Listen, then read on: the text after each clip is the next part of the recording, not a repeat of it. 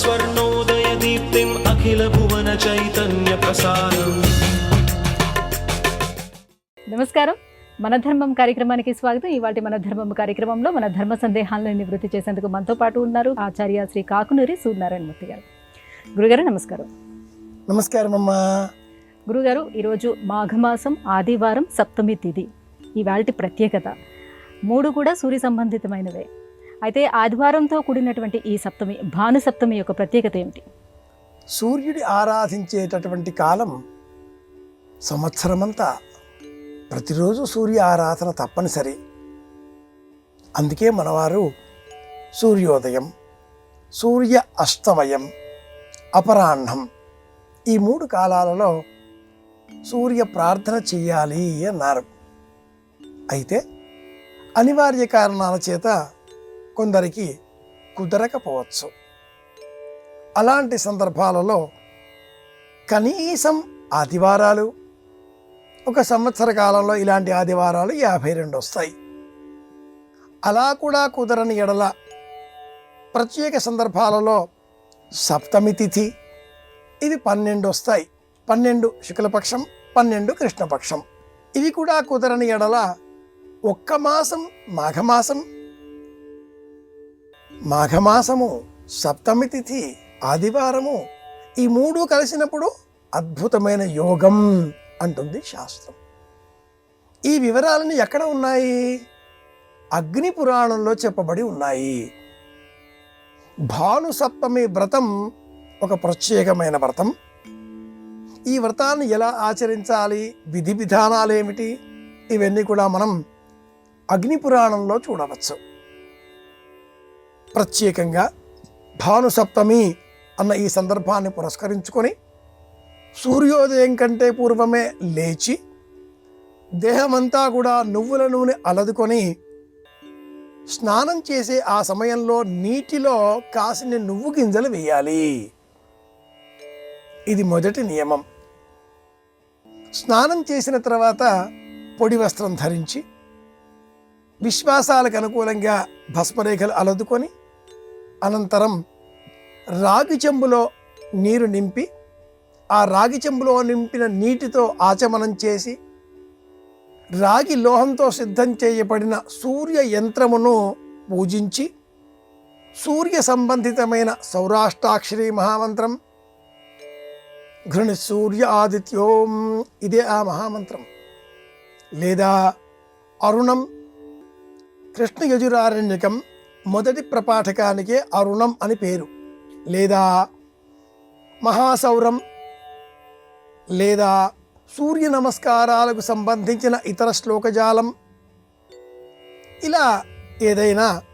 ఇవేవి కుదరనప్పుడు శ్రీరామాయణంలో యుద్ధకాండలో ఉన్న 107వ సర్గ ఆదిత్య హృదయం పారాయణ చేసి ఉపవాస వ్రతాన్ని కొనసాగించి సాయంత్రంలోగా అర్హత గలవారికి ఎరుపు రంగు వస్త్రాలు ఒక రాగి పళ్ళెంలో ఉంచి గోధుమలు, తాంబూలము, నెయ్యి వీటిని దానంగా ఇవ్వాలి. ఇది భాను సప్తమి విశేషం. నేతిని దానంగా ఇస్తే ఈ వ్రతం పరిపూర్ణమవుతుంది. ఆరోగ్య ప్రదాత సూర్యుడు అని తెలిసిన ప్రాచీనులు దేహమంతా కూడా నెయ్యి ఎప్పుడు అలదుకొనకూడదు, రాచుకొనకూడదు అంటూ శాసనం చేసి ఆ నేతితో దీపాలు వెలిగించాలి అంటూ ఒక ధర్మ సూక్ష్మం తెలియజేశారు. మాఘమాసంలో సప్తమి తిథి నాడు ఆదివారం ఇలా విశేషంగా వచ్చిన సందర్భాన్ని పురస్కరించుకొని నేతితో దీపాలు వెలిగించి రాగి లోహంతో సిద్ధం చేసినటువంటి సూర్య యంత్రాన్ని పూజించి అవి కూడా కుంకుమ వర్ణంలో ఉండేటటువంటి పుష్పములతో, జపా పుష్పములతో, గన్నేరు పువ్వులతో పూజించి గోధుమలు కూడా దానంగా ఇవ్వాలి. దానంగా ఇవ్వడం, ఉపవాస వ్రతం పాటించడం, సాత్విక ఆహారాన్ని స్వీకరించి కాలం గడపడం సూర్య సంబంధితమైన వ్రతాలలో సప్తమి వ్రతాలలో ప్రత్యేకంగా చెప్పబడ్డ వ్రతం మౌన వ్రతం. ఆదివారం మాఘమాసం సప్తమి తిథి ఈ మూడు ఏర్పడిన ఈ అపురూపమైన యోగాన్ని పురస్కరించుకొని ఈ వ్రతాలేవి పాటించినా పాటించకపోయినా మౌన వ్రతం పాటిస్తే కూడా అద్భుతమైన బలం మనకు చేకూరుతుంది. భగవాన్ రమణ మహర్షులు అన్ని వ్రతాలలోకెల్లా ఏ వ్రతం శ్రేష్టం అన్న ప్రశ్నకు సమాధానంగా మౌన వ్రతం పరమోత్తమం అన్న సమాధానాన్ని మనకు అందించారు. మౌనం వలన సమస్త ఇంద్రియ శక్తులు బలాన్ని పుంజుకుంటాయి, మనస్సు మరింత బలోపేతం అవుతుంది. కనుక భానుసప్తమి వ్రతం అంటే అనేక ప్రత్యేకతలతో కూడుకున్న అంశం. అఘము అంటే పాపము, పాపాన్ని తొలగించే మాసం కాబట్టి ఇది మాఘమాసం. ఆదివారం అంటేనే మొదటి హోర సూర్య హోరతో ప్రారంభమవుతుంది కాబట్టే ఈ వారానికి అంటే ఆదివారానికి గ్రహరాజు అయిన సూర్యుడు అధిపతి. సప్తమి తిథికి విశేషంగా సూర్యుడే ఆధిపత్యం కలిగి ఉన్నాడు కనుక ఈ సందర్భాన్ని ఈ విధంగా మనం వినియోగించుకున్నట్లయితే ఆరోగ్యం చేకూరుతుంది. ఇది రెండు విధాలు. ఒకటి శారీరక ఆరోగ్యం, ఆహార నియమాలు పాటించడం ద్వారా పొందవచ్చు. రెండు మానసిక ఆరోగ్యం, జపతపాల ద్వారా లేదా మౌన వ్రతాన్ని అనుసరించడం ద్వారా పెంచుకోవచ్చు. గురుగారు, మరి సూర్య ఆరాధనలో అరుణం యొక్క ప్రత్యేకత ఏమిటి? అరుణ పారాయణం ఏ సందర్భంలో చేయాలి? అరుణుడు అంటే సూర్య భగవానుడికి ఉండే అనేక పేర్లలో ఒకటి. రుణము అంటే సంబంధం అని అర్థం. సంబంధం లేకుండా చేసేవాడు అరుణుడు అవుతున్నాడు. ఈ లోకంతో మనకుండే సంబంధాలన్నింటినీ కూడా తొలగించి మోక్షప్రదాత ఈ అరుణుడు అవుతున్నాడు. రుణం ఒక అప్పు, ఒక బాధ్యత, ఒక సంబంధం, ఒక అనుబంధం. అవి లేకుండా చేసేటటువంటి శక్తి దైవం, అరుణుడు, సూర్యుడు. కృష్ణ యజుర్వేదంలో వేదము అంటే 3 భాగాలు, త్రయి అని పేరు, సంహిత, ఆరణ్యకం, బ్రాహ్మణం అంటూ 3 పేర్లతో 3 విభాగాలతో ఉండగా ఇందులో యజుర్వేద ఆరణ్యకం, యజురారణ్యకం అనే విభాగంలో మొదటి ప్రపాఠానికే అరుణము అని పేరు. ఈ అరుణములో 32 అనువాకాలు ఉన్నాయి. అలాగే 103 పనసలున్నాయి. ఒక్క పనసకు 10 వాక్యాలు ఉజ్జాయింపుగా ఉంటాయి. భద్రంకరణేభిశృణుయామదేవాః అంటూ ఈ అరుణం మొదటి మంత్రం ఇలా ఆరంభమవుతుంది. ఆపమాపమపస్సర్వాః అస్మాదస్మాదితోముతః అగ్నిర్వాయశ్చ సూర్యశ్చ సహసంచ స్కరర్ధియా. ఈ అరుణమంతా కూడా, ఈ 103 పనసలన్నీ కూడా సూర్య ఆరాధన గురించి, సూర్యకాంతి గురించి, సూర్యుడు అందించేటటువంటి ఆరోగ్య విశేషాల గురించి, గ్రహమండలం గురించి, నక్షత్రాల గురించి మాత్రమే ప్రస్తావన చేస్తాయి. అరుణాయ అరుణాయేతి వ్రత హోమాః ప్రవర్గ్యవదాదేశః. ఇది చిట్ట చివరి అనువాకం. అక్కం అక్కం అంటారు వీటిని. సంవత్సరమేతద్వ్రతం చరేతు ద్వౌ వా మాసౌ నియమస్సమాసేన తస్మిన్ నియమ విశేషాః. ఇది ఫలశ్రుతిగా మనం భావన చేయాలి. మొత్తం మీద అరుణం అంటే సూర్యకిరణాల ద్వారా మనకు లభించేటటువంటి కాంతి ఎటువంటిది, ఎన్ని సూర్యమండలాలున్నాయి, ఆరోగో భ్రాజ పటన పతంగ స్వనరో జ్యోతిషి మాన విభాస తే ఎస్మే సర్వే దివమాత పంతి కశ్యపోష్టమ ఇటువంటి మంత్రాలతో ఎన్ని సూర్యమండలాలున్నాయి, సూర్యకాంతి సోకడం వలన మనకు కలిగే ప్రయోజనం ఏమిటి, వర్షాభ్య ఇత్యర్థ. ఇది మరి ఒక అక్కం. వర్షం ఏ విధంగా కురుస్తుంది, సూర్యకాంతి కారణంగానే మనం ఆరోగ్యంగా ఉంటున్నాం కదా, సూర్యకాంతి కారణంగానే వర్షాలు కురుస్తాయి. సంపూర్ణ ప్రపంచమంతా కూడా సూర్యకాంతి ఆధారం అని ఈ అరుణం వివరిస్తున్న కారణం చేత కృష్ణ యజురారణ్యకంలో ఉండే మొదటి ప్రపాఠకాన్ని ఆదివారం కానీ, సప్తమి తిథి నాడు కానీ, మాఘమాసంలో కానీ మనకు నచ్చిన రోజు, వీలైన రోజున విన్నా అభ్యాసం కలవారి చేత పారాయణం చేయించినా, మనం నేర్చుకున్న స్మరించిన ఆ గ్రంథాన్ని ఇంటిలో మనం సేకరించి భద్రపరిచి సూర్యునికి ప్రాతినిధ్యంగా పుష్పములతో పూజించిన సూర్య అనుగ్రహం మనకు లభిస్తుంది అంటారు. అరుణము అంటే యజురారణ్యకంలో ఉండే మొదటి ప్రపాఠకం. ఇది విషయం. గురుగారు, సూర్యుడు ఆరోగ్య ప్రదాత. సూర్యుని యొక్క కిరణాలలో ఔషధి గుణాలు ఉంటాయి. ఈ విషయాన్ని ఆధునిక విజ్ఞాన శాస్త్రం ఎలా వివరించింది? వైజ్ఞానిక అంశం అంటే ఏమిటి? విజ్ఞానపరమైనది. వేదములో ఉండే మంత్రాలన్నీ కూడా వైజ్ఞానిక అంశాలే. ఇవన్నీ కూడా ఆకాశంలో ఉండే నక్షత్రాలు, గ్రహాలు, పర్యావరణము, పాంచభౌతిక ప్రపంచము, వీటిలో ఉండే నిగూఢ రహస్యాలను ఒక విధంగా చెప్పాలి అంటే సూత్రాలుగా మార్చబడిన మంత్రములుగా మనం భావన చేయాలి. 2 హైడ్రోజన్ అణువులు, 1 ఆక్సిజన్ అణువు కలిస్తే H2O. ఇది మనకు ఆరోగ్యాన్ని, శ్వాసను అందించేటటువంటి మంచి గాలి అని మనం నిర్ణయం చేస్తున్నాం. ఇలా ఒకటేనా? కాదు, అనేక వాయువులు ఉన్నాయి. నత్రజని, ఇంకా అనేకం. వీటన్నింటి గురించి చెప్పే శాస్త్రాలు ప్రాచీనంలో ఏమైనా ఉన్నాయా? అది వేదం, అది అరుణం. ఈ అరుణంలో సూర్యకాంతి ద్వారా వచ్చేటటువంటి వివిధములైనటువంటి వ్యాధులు, ఆ వ్యాధులను ఏ విధంగా తొలగించుకోవాలో చెప్పేటటువంటి రసాయనిక మార్గాలు, అక్షదుఃఖోత్థితస్యైవ విప్రసన్నే కనీనికే ఆంకే చాద్గణం నాస్తి రుభూణాం తన్నిబోధత. ప్రకృతి కన్యక కంటిలో నుంచి కార్చేటటువంటి కన్నీరు అలా కారిపోవడంతో కన్నులు శుభ్రపడుతున్నవి అన్నట్లుగా ఈ పర్యావరణంలో వచ్చేటటువంటి మార్పుల కారణంగా వర్షములు కురుస్తున్నవి. వాటికి మూల కారణం సూర్యకాంతి.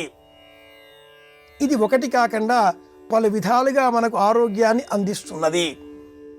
అనేకములైనటువంటి ఆయుర్వేద రహస్యముల సమాహారం అరుణ మంత్ర ప్రపాఠకం.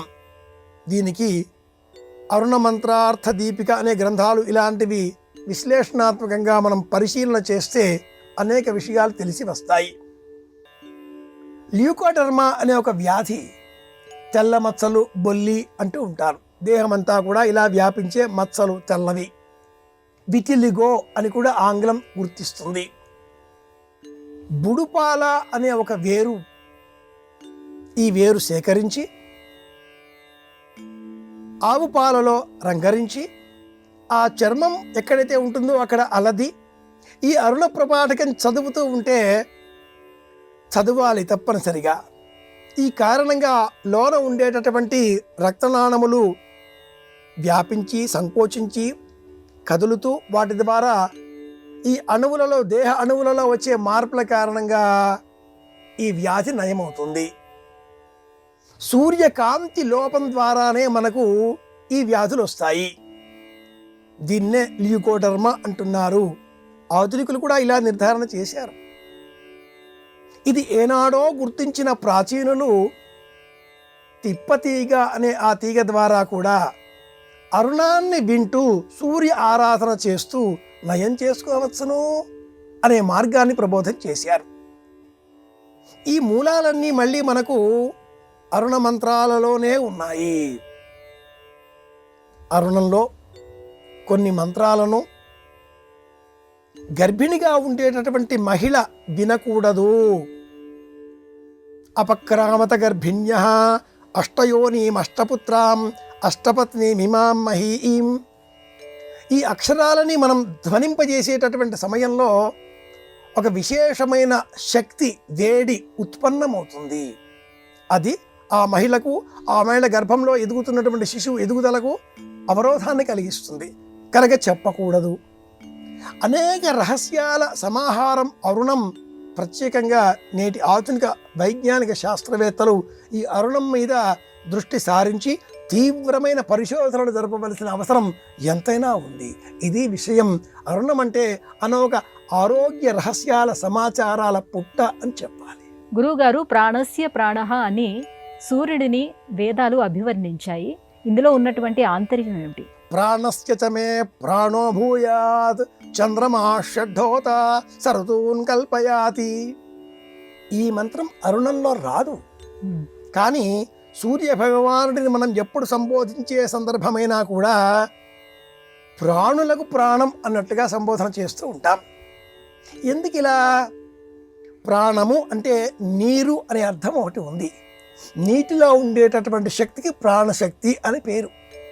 ఈ ప్రాణశక్తిని మనం స్వీకరించినప్పుడు మనలో ఉండే ప్రాణం మరింత శక్తిని పెంపొందింపజేసుకుంటుంది. ప్రాణులు అన్న బహువచనం వాడగా పర్యావరణ వాతావరణాధికారులు ఏ ప్రాంతమంతా కూడా విస్తరించి ఉన్నాయో ఆ ప్రాంతంలో కదలని సమస్త జీవకణ సముదాయం అంతా కూడా చరాచర ప్రపంచమంతా కూడా ప్రాణులే అనుకుంటే ఆ ప్రాణులకు ప్రాణశక్తి ఆధారమైనటువంటి కాంతిని అందించే దైవం సూర్యుడు. భూమిలో ఒక విత్తనం పడింది. విత్తనంగా ఉంటే మొలకెత్తదు. ఆ విత్తనం భూమిలో పడింది, అయినా మొలకెత్తదు. కాసింత నీరు తోడ్పాటు సహకారాన్ని అందించింది, అయినా మొలకెత్తదు. కాంతి ప్రసరింపజేయడంతో ఆ విత్తనంలో చలనం మొదలవుతుంది. ప్రాణాలకు ప్రాణం అంటే కాంతి అని అర్థం.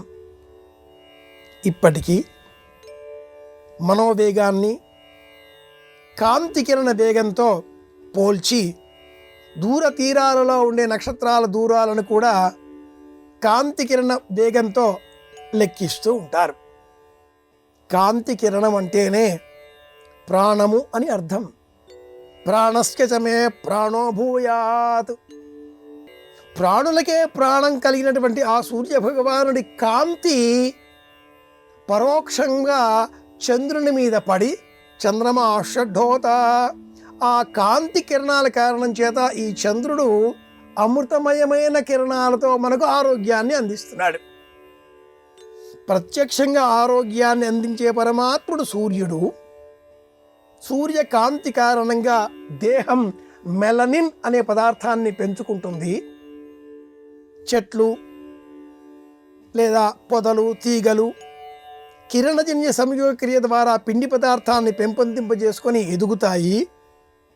ఇవి ప్రత్యక్షంగా కనిపించేటటువంటి శరీరపరమైన ఎదుగుదలకు కారణాలు కాగా, పరోక్షంగా ఈ ఎదుగుదలలో ఉండేటటువంటి ప్రాణశక్తి అమృతమయమైనటువంటిది చంద్రకిరణాలు. కనుక ప్రాణములకు ప్రాణము సూర్యుడే, సమస్త జీవులకు ఆధారము సూర్యుడే. అటువంటి సూర్యుడిని ఆదివారం మాఘమాసం ఆరాధించడంలో ఆరోగ్యాన్ని పెంపొందింపజేసుకుంటాం. ఇది విషయం. సూర్య ఆరాధనలో మొదటిది మాంసాహారాదికాదులు ఆదివారం నాడు స్వీకరించకూడదు. 2 మద్యమును స్వీకరించరాదు. 3 తైలము, ఉప్పు అంటే నూనె, ఉప్పు వీటితో చేసిన పదార్థములను స్వీకరించకూడదు. 4 జీవన సాంసారిక క్రియలను దూరంగా ఉంచాలి.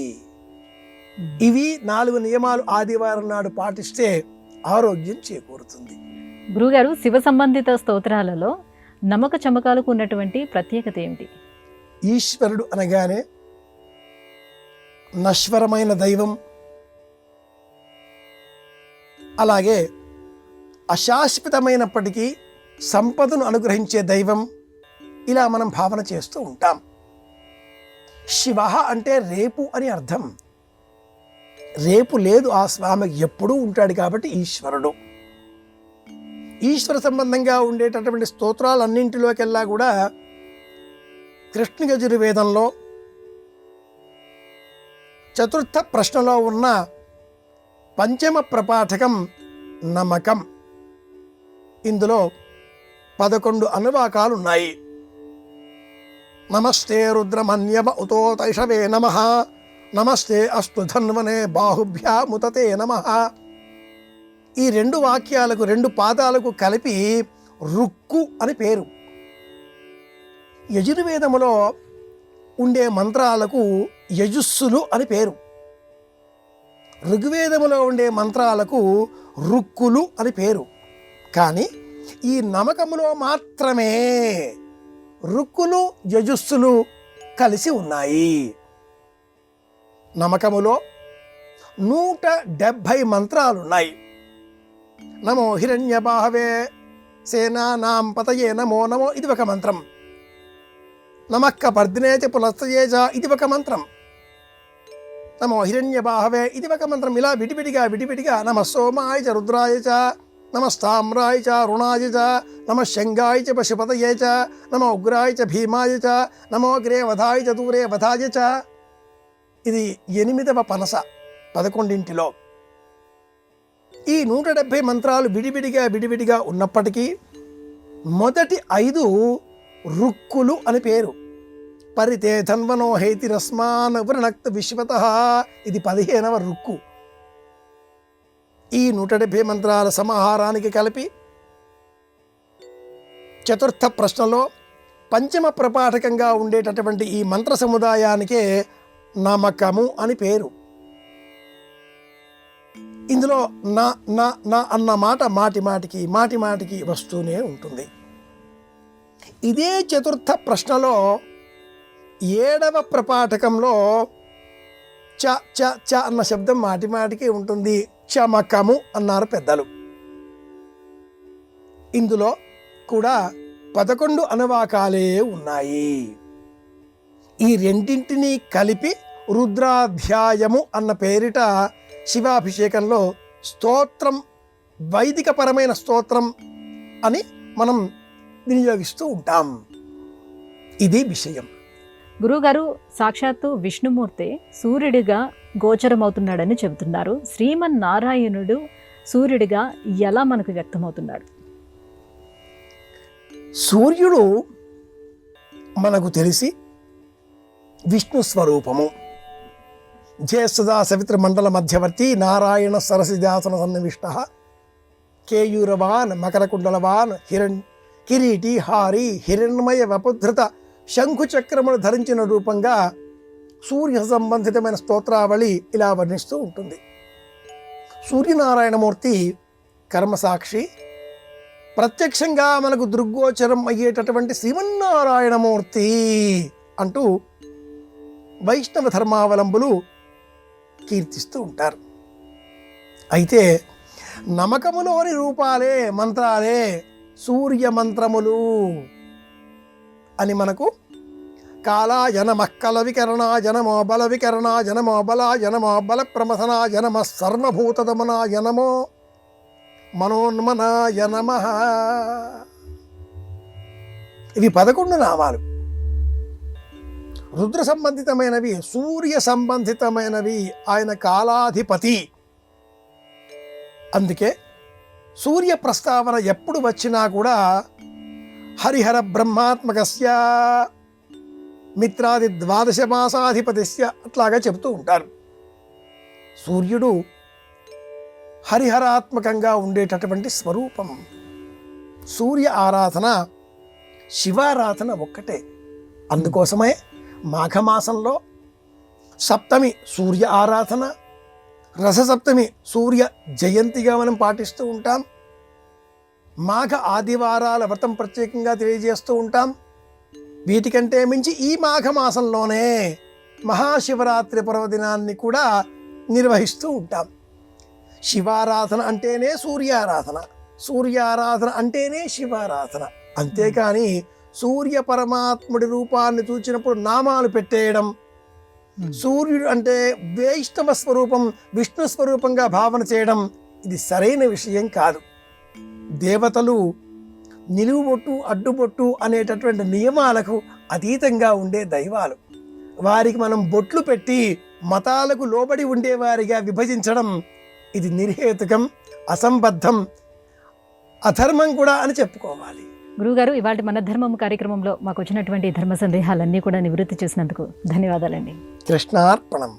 ఇది ఇవాళ మన ధర్మం కార్యక్రమం. రేపటి మన ధర్మం కార్యక్రమంలో మళ్ళీ కలుసుకుందాం. నమస్కారం. ఈ కార్యక్రమాన్ని తిరిగి చూడాలనుకుంటే www.youtube.com/@ETV Life Spiritual లో చూడవచ్చు.